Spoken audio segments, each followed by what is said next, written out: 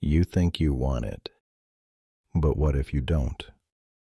What if something in your body is pushing you toward it before you even have a say? Not a thought, not a choice, something already in motion. Every time you go back to it, your brain marks it, not just as something you like, but something that works, something that fixes that feeling. So it remembers, and it brings it back up later. But the more you do it, the less it works the same. So you reach for it more often, or need more of it, just to feel okay again. Not better, just normal. And it doesn't hit when you expect it. It shows up in the middle of your day, when nothing's even happening. You feel it in your chest. That restless pressure, like you don't want to be where you are, in your own body. You try to ignore it. You distract yourself. You tell yourself it'll pass, but it doesn't. It just sits there until you do something about it.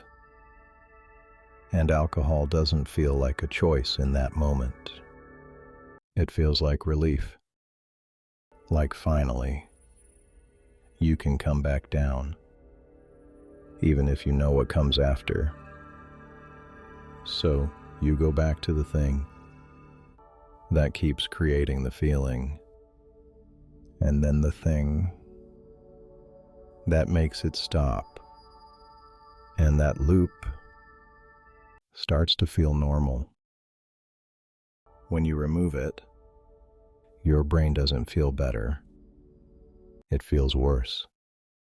Flat, low, uneasy, because it was used to that constant signal, and now it's gone. That's why cravings feel so strong, because your brain is trying to get back to what it knows, not what's good for you, what it's used to.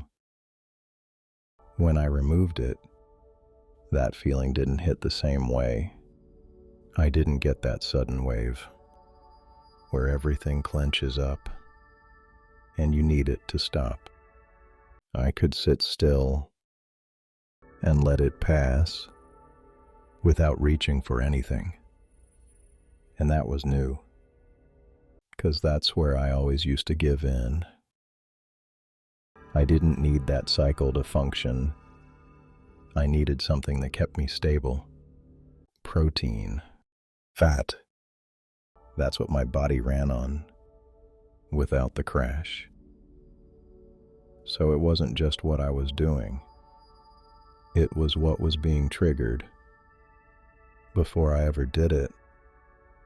And once that became clear, I wasn't guessing anymore. Next film, I'll show you what those first days actually feel like, and why most people quit right before it starts getting easier.